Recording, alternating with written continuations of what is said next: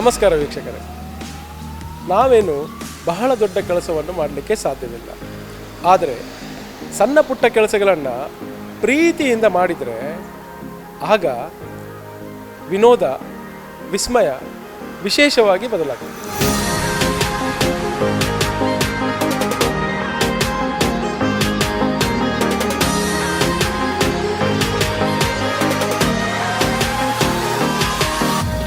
ಯಾವುದೇ ಊಟಕ್ಕೆ ಸಂಪೂರ್ಣತೆಯನ್ನು ಕೊಡುವುದು ಬೀಡ. ಆ ಬೀಡ ವಿಭಿನ್ನ ರೀತಿಯಲ್ಲಿದ್ದರೆ ಆ ಸೇವನೆಯಿಂದ ಸಿಗುವಂಥ ಹಿತ ಮತ್ತೊಂದಿಲ್ಲ.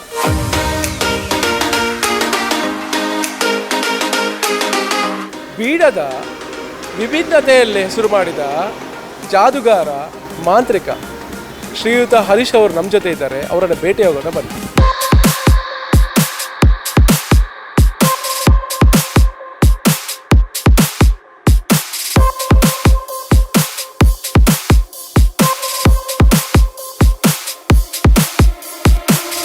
ನಾನು ಇವಾಗ ಬರ್ತಾನೆ ಹೇಳಿದೆ, ಸಂಪೂರ್ಣ ಊಟ ಆದಮೇಲೆ ಒಂದು ಬೀಡ ಇಲ್ಲದಿದ್ದರೆ ಅದು ಪರಿಪೂರ್ಣ ಊಟ ಅಲ್ಲ ಅಂತ ಹೇಳ್ತಾರೆ.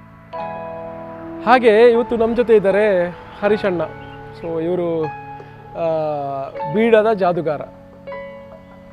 ಅವರ ಕೈ ಚಳಕದಿಂದ ಸಾಧಾರಣ ಒಂದು 20-30 ಥರದ ಬೀಡಗಳನ್ನು ಅವರು ತಯಾರಿಸ್ತಾರೆ.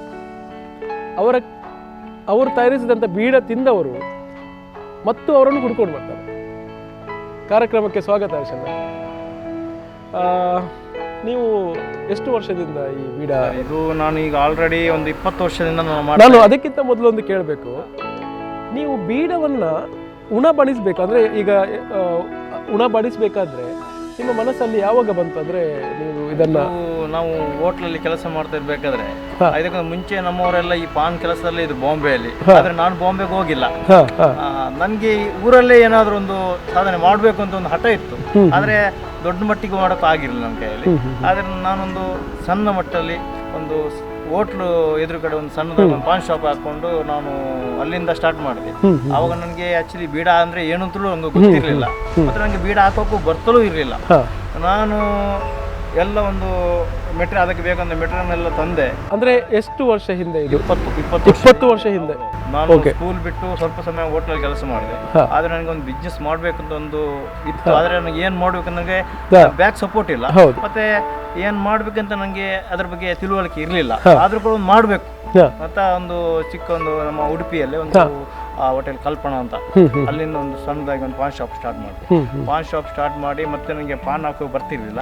ನಾನು ಅದನ್ನ 2 ದಿನ ಕ್ಲೋಸ್ ಮಾಡಿದೆ. ಮತ್ತೆ ಅಂದ್ರೆ ಫಸ್ಟ್ ಸ್ಟಾರ್ಟ್ ಮಾಡಿ 2 ದಿವಸದಲ್ಲೇ ಕ್ಲೋಸ್ ಮಾಡಿದೆ. ನಂಗೆ ಹಾಕಕ್ಕೆ ಬರ್ತಿರ್ಲಿಲ್ಲ.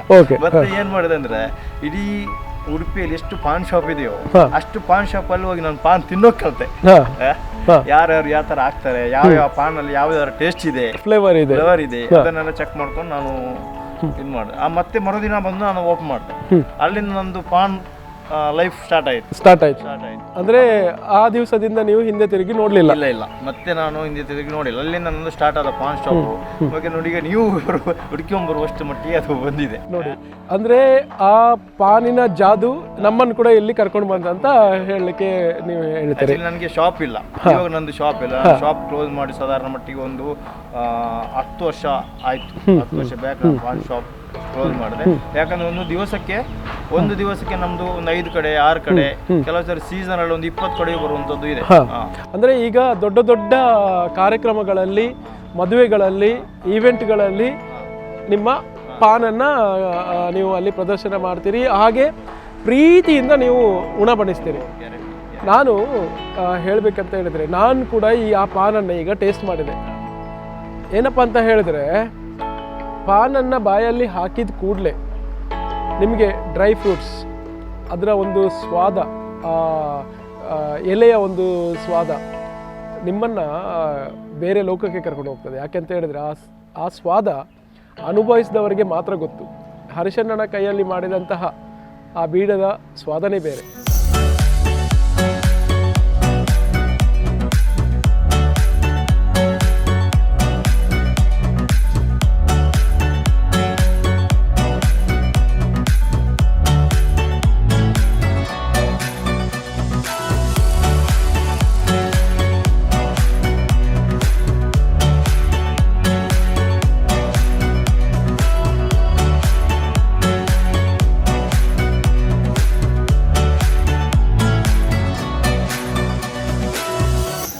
ನೀವು ಆ ಬೀಡ ತಯಾರಿಸಬೇಕಾದ್ರೆ ಅದಕ್ಕೆ ಮಿಕ್ಸ್ ಮಾಡ್ತೀರಿ ಫ್ರೂಟ್ಸ್ಗಳನ್ನು.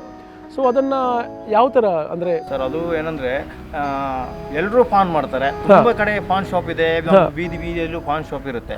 ಆದ್ರೆ ತಿಂದಿದ್ದನ್ನೇ ತಿನ್ಬೇಕಂದ್ರೆ ಅದು ಜನರಿಗೆ ಪಾನ್ ಶಾಪ್ ಒಂಥರ ಮುಖ ತಿರುಗಿಸ್ಕೊಂಡು ಹೋಗೋದು, ಆ ಮುಖ ತಿರುಗಿಸುವ ಮುಖ ನಮ್ ಕಡೆ ಬರಬೇಕು. ಆ ತರ ಏನಾದ್ರು ಒಂದು ಮಾಡ್ಬೇಕು, ಸ್ಪೆಷಲ್ ಆಗಿ ಇರಬೇಕು, ಸ್ಪೆಷಲ್ ಆಗಿ ಮಾಡ್ಬೇಕಂತ ನಾನೊಂದು ನಮ್ಮ ಥಿಂಕಿಂಗ್ ಅಲ್ಲಿ ಅದಕ್ಕೆ ಬೇಕಂತ ಮೆಟೀರಿಯಲ್ ಗಳನ್ನ ಉಳ್ಕೊಂಡು ಹೋದೆ. ಅದಕ್ಕೆ ನಂಗೆ ಕೆಲವು ಶಾಪ್ ಅವರು ನಂಗೆ ಸಪೋರ್ಟ್ ಕೊಟ್ಟರು, ಈ ತರ ಮಾಡಿ ಈ ತರ ಮಾಡಿ ಅಂತ. ಅಲ್ಲಿಂದ ಸ್ಟಾರ್ಟ್ ಆಯ್ತು ನಂದು. ಆಕ್ಚುಲಿ ನೀವು ಹೇಳ್ಬೇಕಂದ್ರೆ ಇದೊಂದು 20 ವರ್ಷ 15 ವರ್ಷ ಬ್ಯಾಕ್ ಈ chocolate PAN, dry fruits PAN ಅದೆಲ್ಲ ಯಾವುದು ನೀವು ನೋಡಿರಕ್ಕಿಲ್ಲ. ಅದು ನಾನು ಸ್ಟಾರ್ಟ್ ಮಾಡಿದವನೇ ಉಡುಪಿಯಲ್ಲಿ ಮೊದಲ ಮಾರಿಗೆ ನಾನು ಹೆಮ್ಮೆ, ನನ್ಗೆ ಗ್ಯಾರಂಟಿ ಇದೆ. ಇವಾಗ ನಿಮ್ಮ ಹತ್ರ ಯಾವ ತರ ಅಂದ್ರೆ ವೆರೈಟಿ ಪಾನ್ಗಳಿದೆ, ಯಾವುದೆಲ್ಲ ವೆರೈಟಿ ಪಾನ್? ಈಗ ನಾನು ಆಕ್ಚುಲಿ ಈಗ ಅದು ನಂದಲ್ಲ ಪಾನ್, ಜನರ ಒತ್ತಾಯಕ್ಕೋಸ್ಕರ ನಾನು ಒಂದು ಫೈರ್ ಪಾನ್ ಅಂತ ಸ್ಟಾರ್ಟ್ ಮಾಡಿದೆ. ಅದು ಈಗ ದೊಡ್ಡ ಫಂಕ್ಷನ್ ಅಲ್ಲಿ ನೀವು ಅದನ್ನೇ ಮಾಡಿ ಅಂತಾರೆ. ಒಂದೊಂದು ಕಡೆ ನಮ್ಗೆ 20 ಕಡೆಯಲ್ಲಿ ಆರ್ಡರ್ ಬಂದ್ರೆ 20 ಕಡೆ ಮಾಡೋಕ್ಕಾಗಲ್ಲ. ನಾನು ಮತ್ತೆ ನಮ್ಮ ಫ್ರೆಂಡ್ ಒಬ್ರು ಇದ್ದಾರೆ ಬಾಬಣ್ಣ ಅಂತ, ಅವರು ಇಬ್ರು ಸೇರಿಕೊಂಡು ನಾವು ಅದನ್ನ 2 ಕಡೆ ಮಾಡ್ತೀವಿ, ಮತ್ತೆ ಜಾಸ್ತಿ ಮಾಡೋಕ್ ಆಗಲ್ಲ ಅದನ್ನ. ಮತ್ತೆ ಜನ ಯಾವ ತರ ಕೇಳ್ತಾರೆ ಆ ತರ ಪಾನ್ಗಳನ್ನು ನಾವು ರೆಡಿ ಮಾಡ್ಕೊಂಡು ನಮ್ಮ ಕೈಲಿ ಆಗಿಲ್ಲ ರೆಡಿ ಮಾಡ್ಕೊಂಡು ನಾವು ಅವ್ರಿಗೆ ಕೊಡ್ತೀವಿ. ಅದರಲ್ಲಿ ವೆರೈಟಿ ಪಾನ್ಗಳಂತ ಹೇಳಿದ್ರೆ ಚಾಕ್ಲೇಟ್ ಪಾನ್ ಇದೆ, ಮತ್ತೆ ಡ್ರೈ ಫ್ರೂಟ್ಸ್ ಪಾನ್ ಇದೆ, ಫೈರ್ ಪಾನ್ ಇದೆ, ಮತ್ತೆ ಇನ್ನೊಂದು ಸ್ಪೋಕ್ ಪಾನ್ ಅಂತ ಇದೆ. ಅದು ಮತ್ತೆ ಕೆಲವರು ಒಂಥರ ಚೀಪಲ್ಲಿ ಕೆಲವರು ಇದ್ದಾರೆ, ಅಡ್ಜಸ್ಟ್ ಮಾಡ್ಕೊಂಡು ಹೋಗಿ ಒಂದು ಚೀಪಲ್ಲಿ ಒಂದು ಪಾನ್ ಹಾಕಿ ಕೊಡಿ ಅಂತ ಹೇಳ್ತಾರೆ. ಅವ್ರಿಗೆ ನಾವು ಇಲ್ಲ ಅಂತ ಹೇಳುದು. ಇಷ್ಟರ ಮಟ್ಟಿಗೆ ನನಗೆ ಯಾರು ಆರ್ಡರ್ ಕೊಟ್ಟಿದ್ದಾರೆ ಅವ್ರಿಗೆ ಯಾರಿಗೂ ನಾನು ಇಲ್ಲ ಅಂತ ಹೇಳಿಲ್ಲ. ಮತ್ತೆ ನಮ್ಮ ಶಾಪ್ ಇರ್ಬೇಕಾದ್ರೆ ಬೇರೆ ಬೇರೆ ತರದ ಪಾನ್ಗಳನ್ನು ಮಾಡ್ತಾ ಇದೀವಿ. ಆದ್ರೆ ಈಗ ಫಂಕ್ಷನ್ ಅಲ್ಲಿ ಅದನ್ನೆಲ್ಲ ಮಾಡೋಕ್ ಆಗಲ್ಲ, ಯಾಕಂದ್ರೆ ಅವ್ರಿಗೆ ಅಲ್ಲಿ ಮಾಡಿಸುವವರೆಗೂ ಅದರ ವ್ಯಾಲ್ಯೂ ಕೊಡೋಕ್ ಆಗಲ್ಲ, ಯಾಕಂದ್ರೆ ಅಷ್ಟು ವ್ಯಾಲ್ಯೂಯೇಷನ್ ಜಾಸ್ತಿ ಇರುತ್ತೆ. ಮತ್ತೆ ಈಗ ನಾವು ಆಲ್ರೆಡಿ ಕ್ಯಾಟರಿಂಗ್ ಗಳಲ್ಲಿ ಎಲ್ಲ ನಮಗೆ ತುಂಬಾ ಆರ್ಡರ್ಗಳು ಬರ್ತವೆ. ನಾವೊಂದು 12 ರೂಪಾಯಿಂದ ಹಿಡಿದು ಒಂದು 20 ರೂಪಾಯಿ ತನಕ ನಾವು ಈಗ ಆಲ್ರೆಡಿ ಕೊಡ್ತೀವಿ. ಮತ್ತೆ ನೀವು ಕೇಳ್ತಿರಲ್ಲ ಯೂಟ್ಯೂಬ್ ಅಲ್ಲಿ ವಾಟ್ಸ್ಆಪ್ ಅಲ್ಲಿ ಎಲ್ಲ ಮೆಸೇಜ್ ಎಲ್ಲ ಬರುತ್ತೆ, 1,500 ರೂಪಾಯಿ ಪಾನ್, 500 ರೂಪಾಯಿ ಪಾನ್, ಅದೆಲ್ಲ ನಿಜವಾಗಿ ನಂಗೂ ಗೊತ್ತಿಲ್ಲ. ಅದು ಲೂಟಿ ಹೊಡೆಯಕ್ಕೆ ನಮ್ಮ ಹತ್ರ ಇಲ್ಲ, ಯಾಕಂದ್ರೆ ಅದು ನಿಜವಾಗಿ ಹೇಳ್ಬೇಕಂದ್ರೆ ನಾನು ಹೇಳ್ಬೇಕಾದ್ರೆ ಮೊನ್ನೆ ಒಂದು ಪಾನ್ ನೋಡಿದೆ, ಆ ಸಿಲ್ವರ್ ಪೇಪರ್ ಎಲ್ಲ ಅಂಟಿಸ್ಕೊಂಡು ಅದಕ್ಕೆಲ್ಲ ಮಿಕ್ಸ್ ಮಾಡ್ಕೊಂಡು ಪಾನ್ ಕೊಡ್ತಾರೆ, 1,500 ರೂಪಾಯಿ ಅಂತಾರೆ. ಆಕ್ಚುಲಿ ಒಂದು ಊಟಕ್ಕೆ 1,500 ರೂಪಾಯಿ ಇಲ್ಲ, ಒಂದು ಪಾನಿನ ರೇಟ್ 1,500 ರೂಪಾಯಿ ಅಂದ್ರೆ ಏನ್ ಹೇಳ್ತೀರಿ ಸರ್? ಅದು ಕೂಡ ನಾನು ಕೇಳ್ಪಟ್ಟೆ, ನೀವು ಯಾವುದು ಕೂಡ ಕೆಮಿಕಲ್ ರಹಿತ ಇಲ್ಲ, ಮತ್ತೆ ಇನ್ನೊಬ್ಬಂದು ಕಾಪಿ ಮಾಡ್ಕೊಂಡು ನಾನು ಮಾಡಿಲ್ಲ. ಅದು ನಂದೇ. ಈಗ ನೀವು ಆ ಮಿಕ್ಸ್ ಅಲ್ಲಿ ಏನೆಲ್ಲ ಬಳಸ್ತೀರಿ ಸರ್? ಅದರಲ್ಲಿ ನಾವು ಬಾದಾಮ್ ಹಾಕ್ತಿವಿ, ಮತ್ತೆ ಕ್ಯಾಶ್ನೆಟ್ ಹಾಕ್ತಿವಿ, ಮತ್ತೆ ಒಂದು ಟೋಟಲ್ ಆಗಿ 20 ತರ ಡ್ರೈ ಫ್ರೂಟ್ಸ್ ಅನ್ನ ಹಾಕ್ತಿವಿ. ಮತ್ತೆ ಅದಕ್ಕೆ ಬೇಕಾದ್ರೆ 20 ತರದ ಡ್ರೈ ಫ್ರೂಟ್ಸ್ ಅದರಲ್ಲಿ ಇದ್ದೇ ಇರುತ್ತೆ. ಮತ್ತೆ ಕೆಲವರು ಸ್ವಲ್ಪ ಕಮ್ಮಿಯಲ್ಲಿ ಕೇಳಿದ್ರೆ ಅದನ್ನು ಸ್ವಲ್ಪ ಅಷ್ಟೆಲ್ಲ ಹಾಕೋಕ್ ಆಗಲ್ಲ. ಮತ್ತೆ ಅದಕ್ಕೆ ಬೇಕಾಗುವಂತ ಕೆಲವು ಪೌಡರ್ಗಳಿವೆ, ಆ ಒಂದು ಟೇಸ್ಟಿ ಬರುವಂತದ ಪೌಡರ್. ಮತ್ತೆ ಅಂದ್ರೆ ಎಲ್ಲ ಕೂಡ ನ್ಯಾಚುರಲ್ ಕೂಡ ನಾನು ಕೆಮಿಕಲ್ ಆಗಿ ಅಂದ್ರೆ ತರುವುದಲ್ಲ, ಹೊರಗಡೆ ತರುವುದಲ್ಲ, ಅದು ನಂದ ಪ್ರತ್ಯೇಕವಾಗಿ ನೀವೇ ರೆಡಿ ಮಾಡಿ ಅದಕ್ಕೆ ಹಾಕ್ತೀನಿ ಆ ತರ. ಯಾಕಂದ್ರೆ ಅದನ್ನ ನಾವು ಪಾನ್ ಮಾಡುವಾಗ ಎಷ್ಟೋ ಜನ ಒಂದು ಮೊಬೈಲ್ ಇಟ್ಕೊಂಡು ಅದನ್ನು ಕಾಪಿ ಮಾಡೋದಿದೆ, ಮತ್ತೆ ಪಾನ್ ತಗೊಂಡೋಗಿ ನೀರಲ್ಲಿ ತೊಳೆಯುವಂತದ್ದು ಇದರಲ್ಲಿ ಹಾಕಿದ್ದಾರೆ ಅಂತ ಅದನ್ನು ಕಾಪಿ ಮಾಡಕ್ಕೆ ಗ್ಯಾರಂಟಿ ನಾವು ಬಿಡ್ಕೊಡೋದಿಲ್ಲ ಯಾರಿಗೂ. ಅದನ್ನು ಕಾಪಿ ಮಾಡಕ್ಕೆ ಯಾರಿಗೂ ಆಗುದಿಲ್ಲ. ಅದು ಯಾಕಂದ್ರೆ ಅದು ಹರಿಶಣ್ಣನ ಕೈ ಚಳಕದಿಂದ ಮಾತ್ರ, ಅದು ನನ್ನ ಕೈಯಲ್ಲೇ ಇರ್ಬೇಕು. ಈಗ ನೀವು ಆ ಪಾನ್ಗಳನ್ನ ಎಲ್ಲಿಂದ ತರಿಸ್ತೀರಿ? ಇದು ನಮ್ಗೆ ಈಗ ಬೇರೆ ಕಡೆ ನಾವು ಆರ್ಡರ್ ಮಾಡಿ ತರಿಸಬಹುದು, ಅದು ಇಲ್ಲಿಂದ ಬರುವಾಗ ಅದು ಟೈಮ್ಗೆ ಬರುತ್ತೆ ಅಂತ ಹೇಳೋಕ್ಕಾಗಲ್ಲ. ಅದಕ್ಕೋಸ್ಕರ ನಾವು ನಮ್ಮ ಮಂಗಳೂರಲ್ಲಿ ಒಂದು ಶಾಪ್ ಇದೆ, ಅವ್ರ ಹತ್ರ ನಾವು ಹೇಳ್ತೇವೆ ನಮ್ಗೆ ಇಂಥ ಕಡೆ ಇಷ್ಟು 1000 ಪಾನ್ ಬೇಕು. ನಾವು 100ಗಳ ಆರ್ಡರ್ ಮಾಡಿರಲಿಲ್ಲ, ನಾವೇನಿದ್ರು 5,000 ಪಾನ್ ಹಾಕಿ 10,000 ಹಾಕಿ ಅದೇ ತರನೇ ಒಂದು ಕಡೆಯಿಂದ ನಮ್ಗೆ ದಿವಸಕ್ಕೆ ಮಂಗಳೂರಲ್ಲಿ ಸೀಸನ್ ಇದ್ದಾಗ ನಮ್ಗೆ ಒಂದು 10 ಆರ್ಡರ್ ಗ್ಯಾರಂಟಿ ಬರುತ್ತೆ. ಬೆಳ್ತಂಗಡಿ, ಪುತ್ತೂರು, ಸುಳ್ಯ, ಕುಂದಾಪುರ, ಉಡುಪಿ. ಆದ್ರೆ ಇಷ್ಟು ಕಡೆ ಬಂದ್ರು ಕೂಡ ನಾವು ಅದನ್ನು ಮೇಹನತ್ ಮಾಡ್ತೀವಿ, ಯಾರಿಗೂ ಇಲ್ಲ ಅಂತ. ಅಂದ್ರೆ ನಮ್ಮ ತುಳುನಾಡಿನಲ್ಲಿ ವೀಳ್ಯದೆಲೆಗೆ ತುಂಬಾ ಮಹತ್ವ ಇದೆ. ಅಂದ್ರೆ ಯಾವುದೇ ಶುಭ ಕಾರ್ಯ ನಡಿಬೇಕಾದ್ರೂ ವೀಳ್ಯದೆಲೆ ಬೇಕು. ಅಲ್ಲ, ಪ್ರತಿ ಒಂದು ಕಾರ್ಯಕ್ರಮಕ್ಕೂ ವೀಳ್ಯದೆಲೆ ಇಲ್ಲದೆ ಯಾವುದೇ ಕಾರ್ಯಕ್ರಮ ನಡೆಯುವುದಿಲ್ಲ. ಅದರಲ್ಲೂ ಈ ಬೀಡ ತಿನ್ನೋದ್ರಿಂದ ಅಂದರೆ ನಮ್ಮ ಹೆಲ್ತಿಗೂ ಕೂಡ ತುಂಬ ಒಳ್ಳೆಯ ಪರಿಣಾಮ ಬೀಳ್ತದೆ. ಅಂದರೆ ನಾನು ಕೇಳ್ಪಟ್ಟ ಹಾಗೆ ಬಾಯಿಯ ಕ್ಯಾನ್ಸರಿಗೂ ಕೂಡ ಅದು ಮದ್ದು ಅಂತ ಹೇಳ್ತಾರೆ. ಆಮೇಲೆ ನಮ್ಮ ಜೀರ್ಣಶಕ್ತಿಗೆ ಕೂಡ ವೀಳ್ಯದೆಲೆ ತುಂಬ ಒಳ್ಳೆಯದು. ಹಾಗೆ ನಮ್ಮ ಹಿರಿಯರ ಕಾಲದಿಂದ ಕೂಡ ವೀಳ್ಯದೆಲೆಯನ್ನು ಎಲ್ಲರೂ ತಿಂತ ಬರ್ತಾರೆ. ಆದರೆ ಈವಾಗ ಹಿರಿಯರಿಂದ ಹಿಡಿದು ಕಿರಿಯರ ತನಕ ನಮ್ಮ ಬೀಡನ ಹಾ. ಸಣ್ಣ ಮಗುವಿಂದ ಹಿಡಿದು ಹಾ. ಅದು 199 ವಯಸ್ಸಿನವರೆಗೂ ತಿಂತಾರೆ. ಕೂಡ ತಿಂತಾರೆ. ಮುಂಚೆ ಅದು ಆಕ್ಚುಲಿ ಅಂದ್ರೆ ಈ ನಮ್ಮ ಹಿಂದೂ ಫಂಕ್ಷನ್ ಅಲ್ಲಿ ಪಾನ್, ಎಲೆ ಅಡಿಕೆ, ತಾಂಬೂಲ ಎನ್ನುವುದಿತ್ತು. ಇವಾಗ ಅದು ಇಲ್ಲ. ಇವಾಗ ಈ ಪಾನೆ ಡೈರೆಕ್ಟ್ ಪಾನ್ ಅಲ್ಲಿ ಇರ್ತೀವಿ. ಮತ್ತೆ ಇನ್ನೊಂದೇನಂದ್ರೆ ಈ ಕ್ರಿಶ್ಚಿಯನ್ ಫಂಕ್ಷನ್ ಅಲ್ಲಿ, ಮುಸ್ಲಿಂ ಫಂಕ್ಷನ್ ಅಲ್ಲಿ ಪಾನ್ ಯೂಸ್ ಮಾಡ್ತಿರ್ಲಿಲ್ಲ. ಈಗ ಅವ್ರಿಗೂ ನಾನು ಪಾನ್ ತಿನ್ನಿಸ್ತೀನಿ. ಹೌದು. ಅವ್ರದ್ದು ಆರ್ಡರ್ ನಮಗೂ ಬರುತ್ತೆ. ಹಾ. ಆ ತರ. ಹಾ.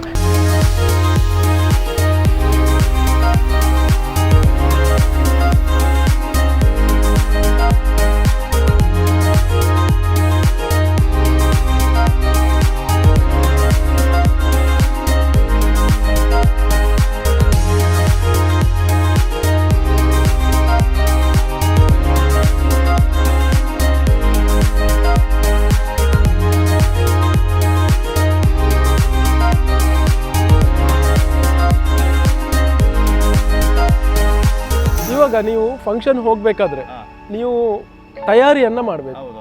ಆ ತಯಾರಿಯನ್ನ ಹೇಗೆ ಮಾಡ್ತೀರಿ? ಅಂದ್ರೆ ನೀವು ಮನೆಯಲ್ಲಿ ಮಾಡ್ಕೊಂಡು ತೆಕೊಂಡು ಹೋಗ್ತಿರೋ ಅಲ್ಲ ಕಾರ್ಯಕ್ರಮ ನಡೆಯುವಂತ ಜಾಗದಲ್ಲಿ? ಅದಕ್ಕೆ ಬೇಕಾದ ಮಸಾಲೆಗಳನ್ನೆಲ್ಲ ನಾವು ಆಲ್ರೆಡಿ ನಮ್ದು ಸಾಪಾಟಿಗಳೆಲ್ಲ ಸೇರಿ ನಾವು ಮನೆಯಲ್ಲಿ ರೆಡಿ ಮಾಡ್ಕೊಂಡು ಅಲ್ಲಿಗೆ ಹೋಗ್ತೀವಿ. ಹೋಗಿ ಮತ್ತೆ ನಾವು ಅಲ್ಲಿ ಲೈವ್ ಕೊಡ್ತೀವಿ ಯಾವ ತರ ಮಾಡುದು. ಅಲ್ಲಿ ನಾವು ಎಲ್ಲರ ಮುಂದೆನೆ ಅದನ್ನ ತೋರಿಸಿ ನೀವು ಅದನ್ನ ಕೊಡ್ತೀರಿ. ಇವಾಗ ನಿಮ್ಗೆ ಯಾರಾದ್ರೂ ಸೆಲೆಬ್ರಿಟಿಗಳು ಅಂದ್ರೆ ಈಗ ಫಿಲ್ಮ್ ಆಕ್ಟರ್ಗಳು ಅಲ್ಲ ಬೇರೆ ಯಾವುದೋ ಒಂದು ರಾಜಕಾರಣಿಗಳು ಯಾವತ್ತಾದ್ರೂ ನಿಮ್ಮ ಬೀಡನ್ನು ತಿಂದದ್ದು ನಿಮ್ಗೆ ನೆನಪುಂಟ? ನಮ್ದು ನೆನಪಿದೆ, ಆದ್ರೆ ಅವ್ರ ಹೆಸರು ಹೇಳೋಕೆ ನಾನು ಇಷ್ಟಪಡೋದಿಲ್ಲ. ಅವ್ರು ತಿಂದಿದ್ದು ಇದೆ, ಮತ್ತೆ ಒಳ್ಳೊಳ್ಳೆ ಆಕ್ಟರ್ಗಳು ಬಂದಿದ್ದು ಇದೆ. ಅದು ಕೆಲವರು ನೋಡಿ ನಾವು ಆತರ ನಿಮ್ಮಲ್ಲಿ ಕೆಲವು ಒಳ್ಳೆ ಒಂದು ಇದರಲ್ಲಿ ನಾವು ಇರ್ತೀವಿ. ವಾನನ್ನ ಸೆಟ್ಟಿಂಗ್ ಮಾಡೋದ್ರಲ್ಲಿ ಹಿಡಿದು ಪ್ರತಿಯೊಂದು ನಾವು ಫಸ್ಟ್ ಅಲ್ಲಿಂದ ಗೆಸ್ಟ್ ಬಂದಾಗ್ಲೇ ನೋಡ್ಬೇಕು ಆ ಪಾನ್ ಇದೇನಿದು ಶಾಕ್ ಹೋಗ್ಬೇಕು. ಅದೇ ಈಗ ನೋಡಿ ಆ ವಿಡಿಯೋದಲ್ಲಿ ಬರುವ ಹಾಗೆ ನೀವು ಡೆಕೋರೇಷನ್ ಅಂದರೆ ಪ್ರೆಸೆಂಟೇಷನ್ಗೆ ತುಂಬ ಮಹತ್ವ ಕೊಡ್ತೀರಿ.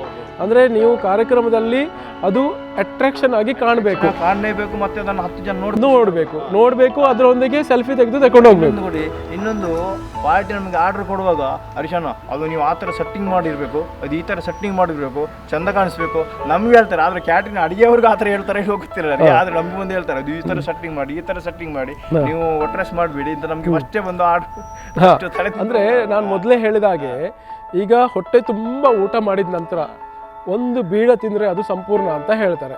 ಯಾವುದೇ ಊಟ ಇರಲಿ, ಹೊಟ್ಟೆ ತುಂಬ ಮಾಡಿದ ನಂತರ ಊಟ ಒಂದು ಬೀಡ ತಿಂದರೆ ಅದೊಂದು ಸುಖವೇ ಬೇರೆ ಅಂತ. ಈಗ ನೀವು ಈಗ ನಿಮ್ಮ ಮನೆಯವರು ಅಂದರೆ ನಿಮ್ಮ ಮನೆಯಲ್ಲಿ ನಿಮಗೆ ಈ ಬೀಡ ತಯಾರಿಸುವಾಗ ಏನಾದರೂ ನಿಮ್ಗೆ ಸಪೋರ್ಟ್ ಮಾಡ್ತಾರೆ? ಸಪೋರ್ಟ್ ಕೊಡ್ತಾರೆ. ನಮ್ಮ ತಾಯಿ ಸಪೋರ್ಟ್ ಕೊಡ್ತಾರೆ, ನಮ್ಮ ಮಿಸ್ಸಸ್ ಸಪೋರ್ಟ್ ಕೊಡ್ತಾರೆ, ಮತ್ತೆ ನಮ್ಮ ಫ್ರೆಂಡ್ಸ್ ಇದ್ದಾರೆ ಅವರು ಸಪೋರ್ಟ್ ಕೊಡ್ತಾರೆ. ಎಲ್ಲರೂ ಸಪೋರ್ಟ್ ಇದ್ದಿಲ್ಲ ಸರ್. ಇದು ಒಬ್ರು ಕೈಯಲ್ಲಿ ಮಾಡೋಕ್ಕಾಗಂತ ಅಲ್ಲ. ಒಂದು 100 ಈಗ ನೋಡಿ ಅದು ಗಿಫ್ಟ್ ಪಾನ್ ಅಂತ ಕಟ್ತೀನಿ, ಅದು 100 ಪಾನ್ ಕಟ್ಟಬೇಕಾದ್ರೆ ನನಗೆ 3 ಗಂಟೆ ಕೆಲಸ ಇದೆ. ಮತ್ತೆ ನಾವು ಬೆಳಿಗ್ಗೆ 1,000 ಪಾನ್ ರೆಡಿ ಮಾಡ್ಬೇಕಾದ್ರೆ ನಾವು ಬೆಳಿಗ್ಗೆ ಅವ್ರು 9 ಗಂಟೆಗೆ ಅಷ್ಟೇ ಹಾಲಿಗೆ ಹೋಗಿ ನಾವು 12 ಗಂಟೆ ಕರೆಕ್ಟಾಗಿ 1,000 ಬೀಡ ರೆಡಿ ಮಾಡಿರ್ತೀವಿ. ಆದ್ರೂ ಕೂಡ ಇದರಲ್ಲಿ ನಮ್ಗೆ ಒಳ್ಳೆ ಮಾತು ಬರುದಿಲ್ಲ. ಯಾಕಂದ್ರೆ 1,000 ಪಾನ್ ಮಾಡೋದು ಅದರಲ್ಲಿ ಒಂದು 10 ತರದ ವೆರೈಟಿಯನ್ನು ಇಟ್ಟರೆ 10 ಜನ ವೆರೈಟಿ ಜನರಿಗೆ ತಿನ್ಬೇಕು ಮತ್ತೆ ತಗೊಂಡು ಹೋಗ್ಬೇಕು. ಮತ್ತೆ ನಮ್ಗೆ ಅವ್ರು ಇಷ್ಟು ಮಾಡಿದ್ರೋ ಇಲ್ವೋ ಅಂತ ಅಪನಂಬಿಕೆ ಅಲ್ಲ. ಈಗ ನಾನು ಹೇಳುದಾದ್ರೆ ಈಗ ನಿಮ್ಮ ಒಂದು ಪಾನನ್ನು ತಿಂದವರು ಮತ್ತು ತಿನ್ಲಿಕ್ಕೆ ಇಷ್ಟಪಡ್ತಾರೆ. ಈಗ ಕಾರ್ಯಕ್ರಮದಲ್ಲಿ 4-5 ಬೀಡ ಆದ್ರೂ ಹೋಗ್ತದೆ, ಗ್ಯಾರಂಟಿ. ಅದು ಅಂದ್ರೆ ನನಗೆ ಅನುಭವ ಬಂತು ಹರ್ಷಣ್ಣ. ಅವ್ರು ತಿಂದ್ಮೇಲೆ ಅವ್ರ ಮನೆಯವ್ರಿಗೂ ತಿನ್ಸ್ಬೇಕು. ಹೌದು, ನನಗೆ ಅನುಭವ ಬಂತು. ಯಾಕೆಂತ ಹೇಳಿದ್ರೆ ನಾನು ಒಂದು ಬೀಡ ತಿಂದೆ ಮತ್ತು ತಿನ್ಬೇಕಂತ ನನಗೆ ಆಸೆ ಆಯ್ತು. ದುಡ್ಡು ಕೊಟ್ಟು ತಗೊಳ್ತೇನಂದ್ರು ಬೇರೆ ಕಡೆ ಅದು ನಾನ್ ಮಾಡುವಂತ ಟೇಸ್ಟ್ ನಿಮ್ಗೆ ಸಿಗಲ್ಲ. ಬೀಡ ಸಿಗುತ್ತೆ, ಟೇಸ್ಟ್ ಇದೆ, ಅವ್ರನ್ನ ದೂರದಲ್ಲ, ನಾನು ಒಬ್ಬನೇ ಪಾನವನ್ನಲ್ಲ. ಆದ್ರೂ ಕೂಡ ನನ್ನ ಟೇಸ್ಟ್ ನನಗೆ ಗ್ಯಾರಂಟಿ ಹೇಳ್ತೀನಿ, ನನ್ನ ಟೇಸ್ಟ್. ಅಂದ್ರೆ ನೀವು ಅದರ ಆ ಪಾನನ್ನು ಮಾತ್ರ ಕೊಡುವುದಿಲ್ಲ, ಅದರೊಟ್ಟಿಗೆ ನಿಮ್ಮ ಆ ಪಾನಿನೊಂದಿಗೆ ಪ್ರೀತಿಯನ್ನು ಕೂಡ ಕೊಡ್ತೀರಿ ಅಲ್ವಾ?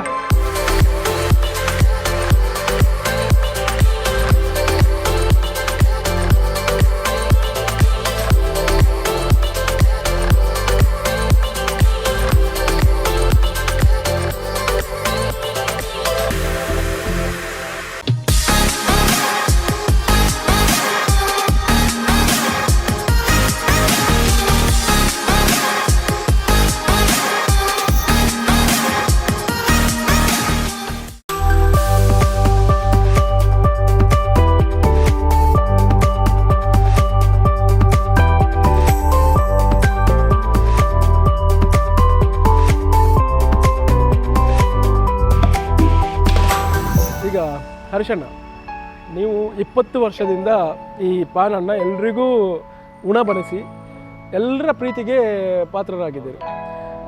ಯಾವತ್ತಾದರೂ ನಿಮಗೆ ಏನಾದರೂ ಮನಸ್ಸಿಗೆ ನೋವಾದದಿದೆ? ಇದೆ ಸರ್, ಕೆಲವು ಸಮಯ ಸಂದರ್ಭದಲ್ಲಿ ನಮಗೆ ನೋವಾಗಿದ್ದಿದೆ. ಯಾಕಂದರೆ ನಾವು ನಮ್ಮ ಕಸ್ಟಮರನ್ನು ಬಿಡೋಕ್ಕಾಗಲ್ಲ. ಯಾಕಂದರೆ ನಮಗೆ ಎಲ್ಲರೂ ಬೇಕು ಅನ್ನೋ ಉದ್ದೇಶದಿಂದ ನಾವು ಅವ್ರ ಆರ್ಡ್ರನ್ನು ತೊಗೊಳ್ತೀವಿ, ಒತ್ತಾಯದಿಂದ ತೊಗೊಳ್ತೀವಿ. ಯಾಕಂದರೆ ನಮ್ಮ ಕೈಯಲ್ಲಿ ಮಾಡೋಕ್ಕಾಗಲ್ಲ, ಅಷ್ಟು ಜನ ಇಲ್ಲ ನಮ್ಮ ಹತ್ರ. ಆದರೂ ಕೂಡ ನಾವು ಅದನ್ನು ಬಿಡುವಂಗಿಲ್ಲ. ನಮ್ಮ ಕಸ್ಟಮರ್ ಅವರು ನಮ್ಮ ಮಂಗಳೂರಲ್ಲಿ ಎಲ್ಲಾದರೂ ಇದ್ದರೆ ನಾವು ಅದನ್ನು ಎಲ್ಲರೂ ಟೈಮಿಗೆ ತಗೊಂಡೋಗಿ ಮುಟ್ಟಿಸ್ತೀವಿ. ಇದು ಕೆಲವು ಕೇರಳದ ಬಾರ್ಡ್ರಲ್ಲಿ ಇಟ್ಟಿರ್ತಾರೆ ಹಾಲ್, ಅಲ್ಲಿ ತನಕ ಹೋಗ್ಬೇಕಾದ್ರೆ ನಮಗೆ 12 ಗಂಟೆ ನಾವು ಮಂಗಳೂರು ಹೊರಟುವಾಗಲೇ ಆಗಿರುತ್ತೆ. ಆವಾಗ ಅಲ್ಲಿ ಸಟ್ಟಿಂಗ್ ಆಗಿರಲ್ಲ, ಮತ್ತು ಅವರಿಗೆ ಬೇಕಾದ ರೀತಿಯಲ್ಲಿ ನನ್ನ ಕೈಯಲ್ಲಿ ಮಾಡ್ಕೊಡೋಕ್ಕಾಗಿಲ್ಲ. ಅಂಥ ಟೈಮಲ್ಲಿ ಅವರು ನಮಗೆ ಹರೀಶಣ್ಣ ನಾವು ಹೇಳಿದ್ದೊಂದು ನೀವು ಮಾಡಿದ್ದೊಂದು ಅಂದರೆ ಅವ್ರ ಥಿಂಕಿಂಗ್ ನಂಗೆ ಅರ್ಥ ಆಗುತ್ತೆ.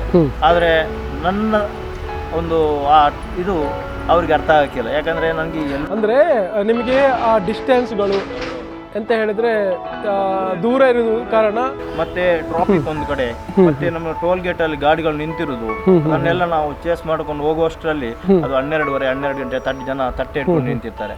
ಅಂತ ಟೈಮಲ್ಲಿ ನಮಗೆ ಭಾರಿ ಬೇಜಾರಾಗುತ್ತೆ. ಯಾಕಂದ್ರೆ ಅವ್ರಿಗೆ ಫೀಲ್ ಆದಾಗ ಅದು ನಮ್ಮ ಕೈಯಲ್ಲಿ ಗ್ಯಾರಂಟಿ ಫೀಲ್ ಆಗಿರುತ್ತೆ.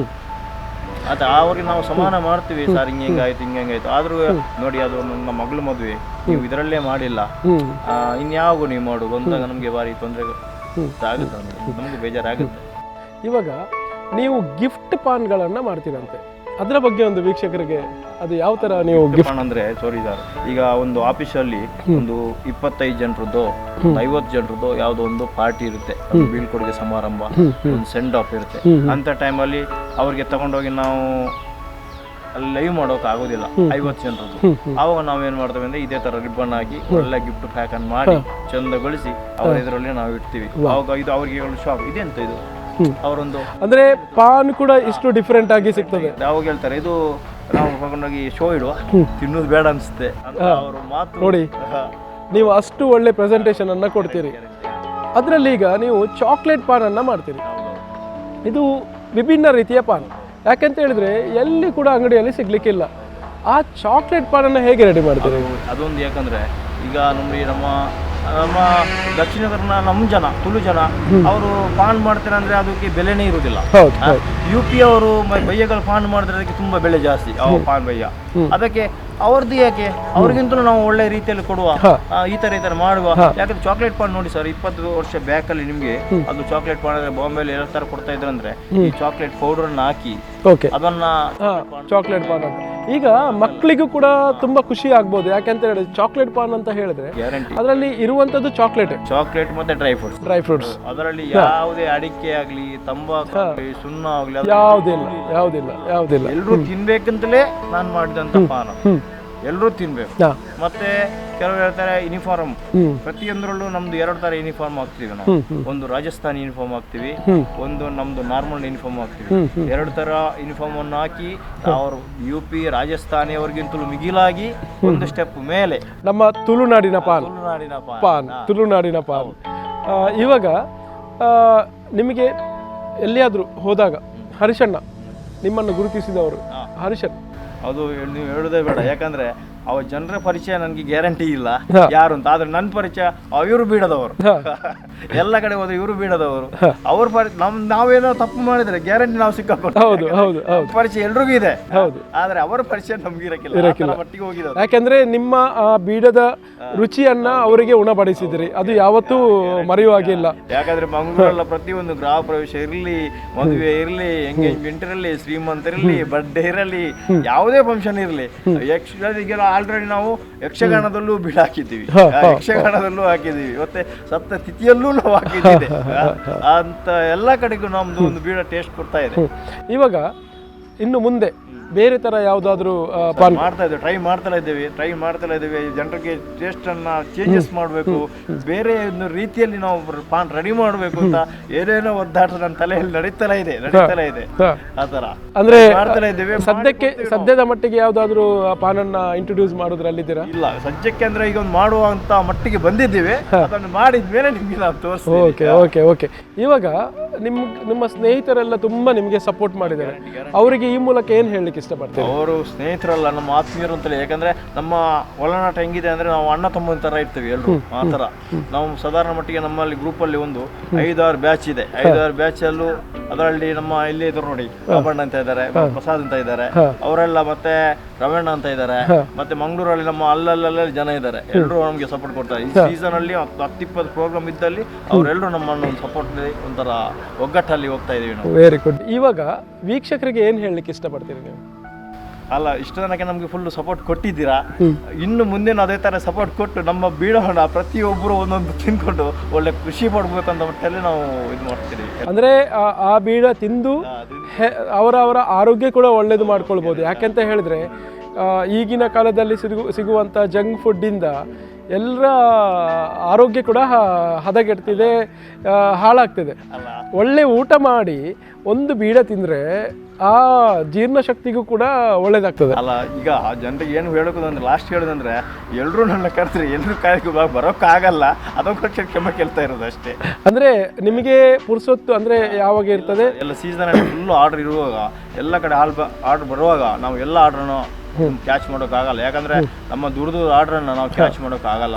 ನಾವು ಆಲ್ರೆಡಿ ನಾನು ಕೇಳ್ಪಟ್ಟೆ, ನಮ್ಮ ರಾಜ್ಯ ಬಿಟ್ಟು ಬೇರೆ ರಾಜ್ಯದವರು ಕೂಡ ನಿಮ್ಮನ್ನ ಕರೀತಿರ್ತಾರೆ, ಆದರೆ ನಿಮಗೆ ಹೋಗ್ಲಿಕ್ಕೆ ಇನ್ನು ಮುಂದೆ ನಿಮ್ಮ ಟೀಮನ್ನ ದೊಡ್ಡದು ಮಾಡಲಿಕ್ಕೆ ಏನಾದರೂ ಅಂದರೆ ಇನ್ನಷ್ಟು ಜನ ಸೇರಿಸ್ಬೇಕು. ಆದರೆ ಅಲ್ಲಿ ಕೇಳ್ತಾರೆ ನೀವು ಹರಿಶಣ್ಣನೇ ಬರ್ಬೇಕಂತ ಕೇಳ್ತಾರೆ ಅಲ್ವಾ? ಅದು ಟೀಮ್ ಅವ್ರು ಹೋದ್ರು ಕೂಡ ನಾನು ಯಾವ ತರ ಮಾಡ್ತೇನೋ ಅವ್ರಿಗೆ ಈ ತರ ಹೇಳಿರ್ತೀನಿ, ಅದು ಆ ತರ ಗ್ಯಾರಂಟಿ ಮಾಡೇ ಮಾಡ್ತಾರೆ. ಆ ತರ ನೀವು ಇಷ್ಟೊತ್ತು ನಮ್ಮ ಕಾರ್ಯಕ್ರಮಕ್ಕೆ ಬಂದು ನಿಮ್ಮ 20 ವರ್ಷದ ಸ್ವೀಟ್ ಬೀಡ ಅದರ ಬಗ್ಗೆ ನಿಮ್ಮ ಎಲ್ಲ ಜರ್ನಿಯನ್ನು ನೀವು ಹೇಳಿದ್ರಿ. ವಿಷಯ ಏನಂತ ಹೇಳಿದ್ರೆ, ಬೀಡ ತಿಂದವರು ಕೂಡ ಈಗ ಎಲ್ಲರೂ ನಮ್ಮ ವಾಹಿನಿಯನ್ನು ನೋಡ್ತಾ ಇರ್ತಾರೆ. ಹೌದು, ಇದು ಹರಿಶಣ್ಣನ ಪಾನಿ ನಾವು ತಿಂದಿದ್ದೇವೆ ಅಂತ.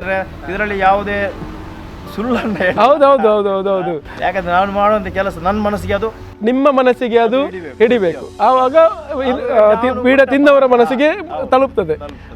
ನೀವು ಸ್ಪಂದನ ವಾಹಿನಿಯ ಕಾರ್ಯಕ್ರಮಕ್ಕೆ ಬಂದಿದ್ದೀರಿ, ನಿಮಗೆ ಬಂದದಕ್ಕೆ ಧನ್ಯವಾದಗಳು. ಇನ್ನು ಮುಂದೆ ಕೂಡ ನಿಮ್ಮ ಪಾನ್ ಬೀಡ ಇನ್ನಷ್ಟು ವಿಶೇಷ ವಿಭಿನ್ನ ರೀತಿಯಲ್ಲಿ ಬರಲಿ ಅಂತ ನಾವು ಕೂಡ ನಿಮಗೆ ಹಾರೈಸ್ತೀವಿ.